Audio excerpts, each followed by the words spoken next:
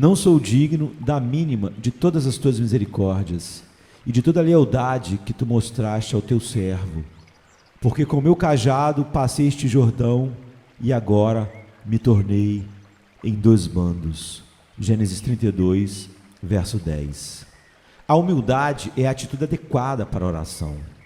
Não penso que Jacó poderia ter orado a não ser que tivesse rasgado as vestes da justiça própria, as quais ele usou na sua contenda com Labão.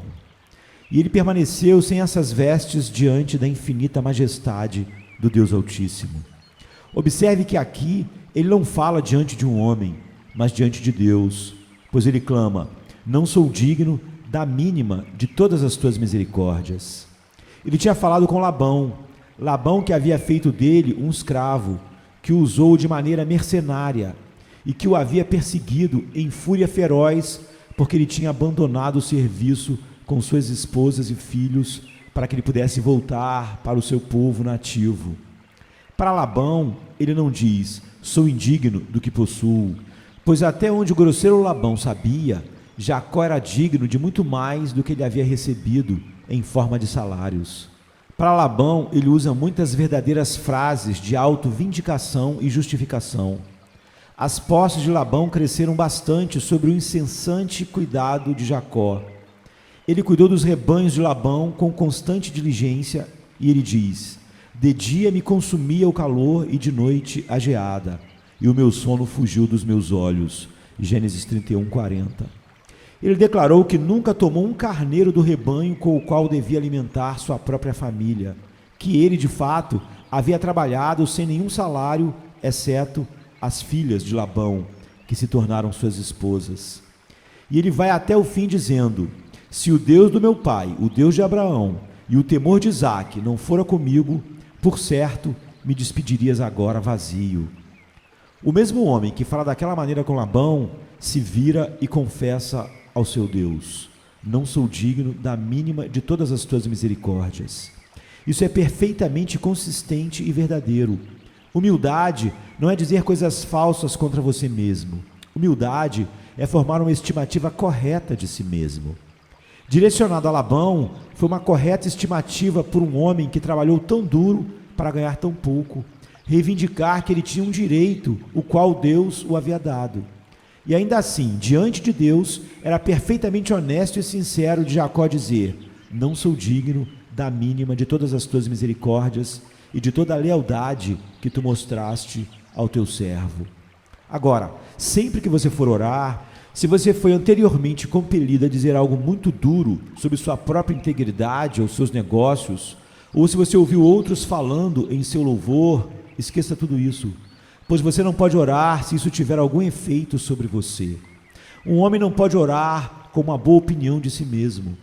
Tudo o que ele poderá fazer é resmungar: ó Deus, graças te dou, porque não sou como os demais homens, como está em Lucas 18:11.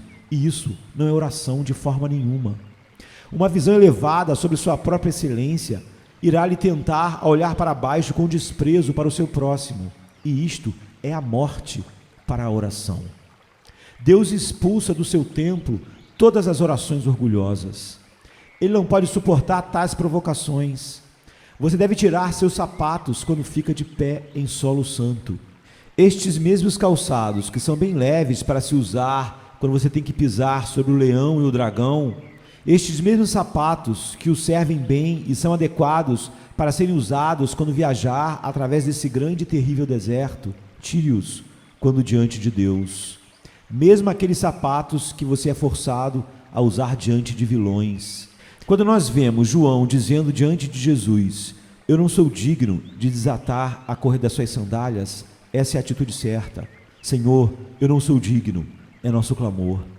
Com Abraão, nós reconhecemos que somos nada além de pó e cinzas, menor que o menor dos santos, honrados somente por sermos permitido executar qualquer função servil na casa do nosso mestre. Perceba então que isto foi essencial para Jacó se colocar na atitude certa depois de ter disputado com Labão. Foi adequado que, em levantando seus olhos para o céu, ele deveria usar a mais humilde linguagem e de maneira alguma demonstrar ter algum mérito na presença do Deus 3 vezes santo. Irmãos e irmãs, seria doentio para nós usarmos alguma linguagem de mérito diante de Deus, pois nós não temos mérito nenhum.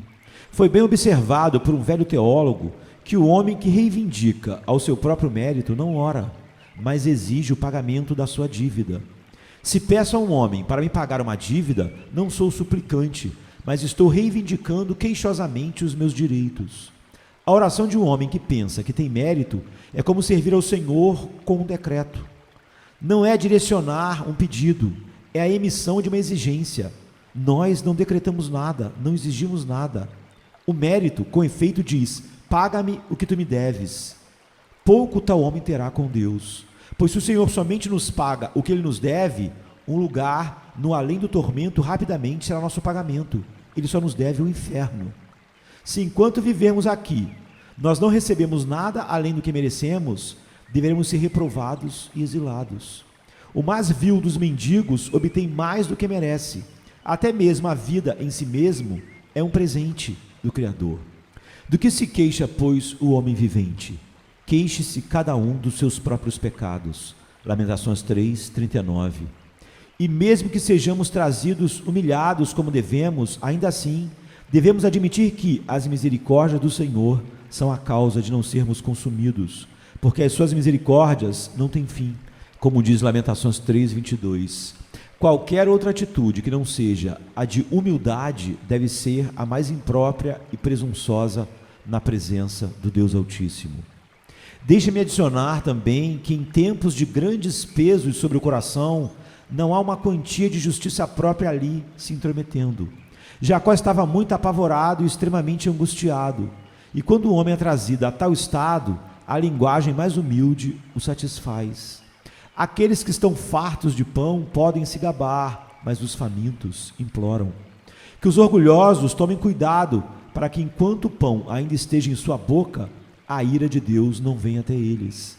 Aquele que é trazido à pobreza, aquele que é afligido no espírito, aquele que jaz às portas da morte, não é um homem que mostra as penas do pavão e esbanja seus enfeites. Ele busca para si a bondade amorosa do Senhor e implora por misericórdia. Este é o seu clamor: misericórdia, misericórdia. Ele percebe que não consegue orar até que ele tenha chegado à sua verdadeira postura, que é a de um indigno. E tendo chegado a isso, ele tem o pé bem firmado, pois ele implora a absoluta soberania da graça divina e ao amor sem limites do coração divino como argumentos únicos e substanciais para a misericórdia. Estou convencido que falhamos em nossas orações, em certas vezes, porque não nos humilhamos o suficiente. Somente se você estiver sobre o seu rosto é que prevalecerá no trono da graça. Se você tem alguma justiça de si mesmo, você nunca deverá ter a retidão de Cristo. Se você não tem nenhum ou não vê nenhum pecado, você então não precisa se lavar no sangue precioso. Se você é forte, você será deixado em sua própria fraqueza. Se você é rico e grande em bens, você será mandado para fora de mãos vazias.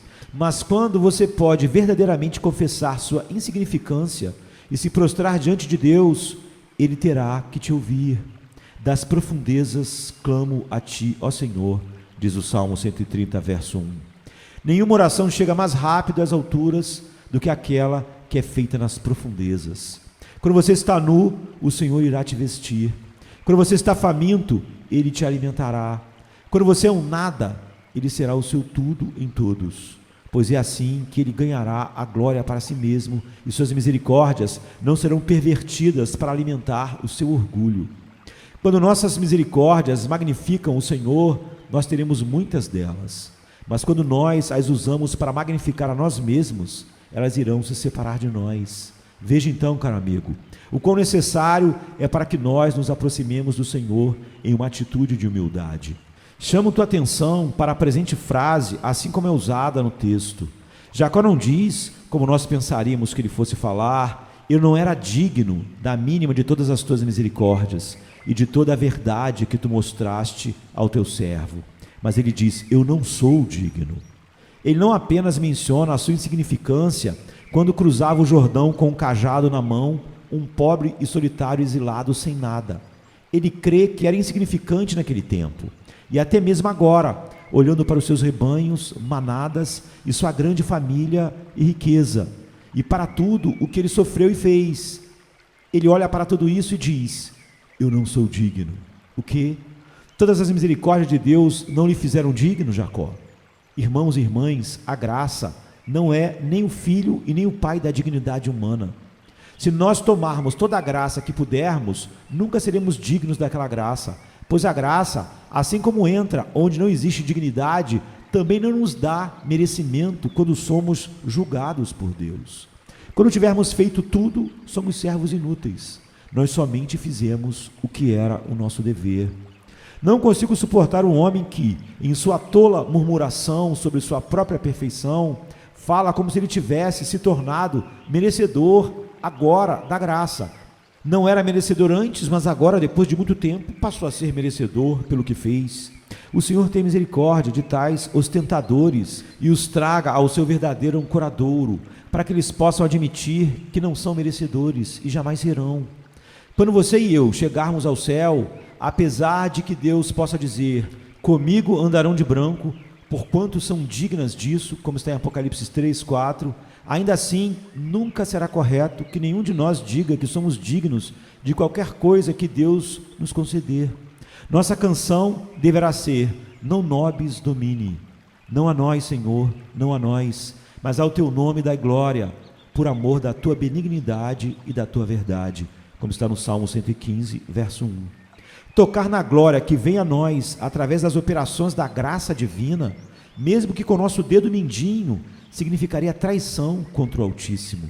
Assumir por um momento que nós merecemos alguma coisa do Senhor Deus é uma glória tão vã, tão falsa, tão injusta, que nós devemos abominar até mesmo o pensamento sobre isso e chorar como Jacó: eu não sou digno. Jó, que se defendeu com todo vigor e possivelmente com amargura, não demorou para ouvir Deus falando com ele no redemoinho e clamar: com o ouvir dos meus ouvidos ouvi, mas agora te veem os meus olhos. Por isso me abomino e me arrependo no pó e na cinza. Jó 42, 5 e 6. Se prostrar diante do trono da graça é a atitude adequada para a oração. Na humildade está nossa força para suplicar. Dependa dessa verdadeira oração. Será duro para qualquer um que luta contra um homem de oração. Todas as outras armas podem ser colocadas de lado, mas a arma da oração, invisível como é e desprezada pelos mundanos, tem em si o poder e a majestade que irão garantir a vitória. A espada da oração tem tal gume que cortará através de muitas armaduras e couraças. Jacó foi um dominante príncipe quando ele estava ajoelhado. Dr. Dito, em sua obra admirável, Ilustrações Bíblicas, tem um capítulo sobre este texto que é intitulado A Primeira Oração. Eu difiro um pouco deste título. Esta mal pode ser dita que fora a primeira oração registrada na Escritura. Admito que aquele excelente escritor excluiu a oração de Abraão por Sodoma, por se tratar de uma oração intercessória, mas existem outras orações de Abraão e outros casos de súplica.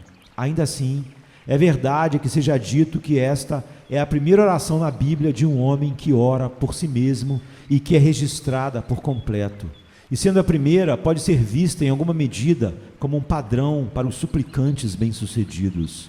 Se você a examinar cuidadosamente, perceberá que é um modelo que pode ser copiado por qualquer filho de Deus em seus dias de tribulação.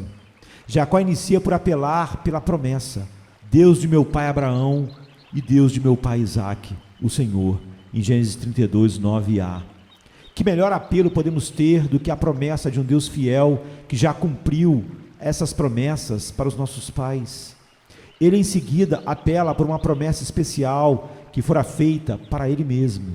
Esta promessa estava envolvida em um mandamento o qual ele estava obedecendo: torna-te a tua terra e a tua parentela e far-te-ei bem, como está em Gênesis 32, 9b.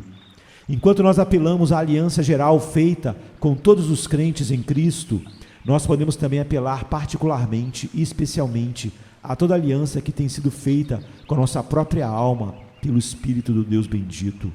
Após isso, ele continua a apelar para a sua própria indignidade. Pela fé, ele tornou até mesmo suas falhas em argumentos, como eu deverei mostrar-lhe. Não sou digno da mínima de todas as tuas misericórdias. Ademais, ele foi apelar a Deus, expondo o seu perigo específico. Livra-me, peço-te, da mão de meu irmão, da mão de Esaú. Gênesis 32, 11a. Ele também especifica seus filhos e seu perigo diante de Deus. Um apelo forte para um Deus de amor, como que temos. Porque eu temo, porventura não venha e me fira, e a mãe com os filhos, como está em Gênesis 32, 11b. Então ele conclui com aquilo que sempre deve permanecer como um potente apelo a Deus. E tu o disseste, como está em Gênesis 32, 12. Ele insistiu na promessa de Deus e praticamente clamou: faça como disseste. É sábio divulgar a promessa diante dele que a fez e implorar por sua execução. Nós devemos apelar à fidelidade de Deus e clamar: lembra-te da palavra dada ao teu servo, na qual me fizeste esperar, como está no Salmo 119, verso 49. A primeira frase da oração de Jacó tem esta peculiaridade, a saber, tem por base a humildade, pois ele não se dirige ao Senhor como seu próprio Deus, mas como o Deus de Abraão e Isaque. A oração em si, apesar de ser urgente, nunca é presunçosa, como já vimos. É tão humilde quanto deve ser séria. Tomo para mim que mesmo quando Jacó, em seu desespero, agarrou o anjo e disse: não te deixarei ir, se não me abençoares, não havia ali intimidade indevida em sua audácia santa. Havia uma coragem extraordinária e uma determinação invencível, mas era do tipo que Deus aprova. De outra forma, ele não teria sido abençoado ali. Nenhum homem ganha uma bênção através de um ato pecaminoso, orgulhoso, direcionado a Deus. Por toda essa oração, vejo com toda a sua intensidade uma lembrança amorosa de quem Jacó é e a quem Jeová é. E o suplicante fala com termos adequados para serem usados por um homem de coração humilde para com Deus, 3 vezes santo. Este é o assunto de cada verdadeira oração. Não sou digno da mínima de todas as tuas misericórdias e de toda a lealdade que tu mostraste ao teu servo, porque com o meu cajado passei este Jordão e agora me tornei em 2 grandes bandos. Gênesis 32, 10.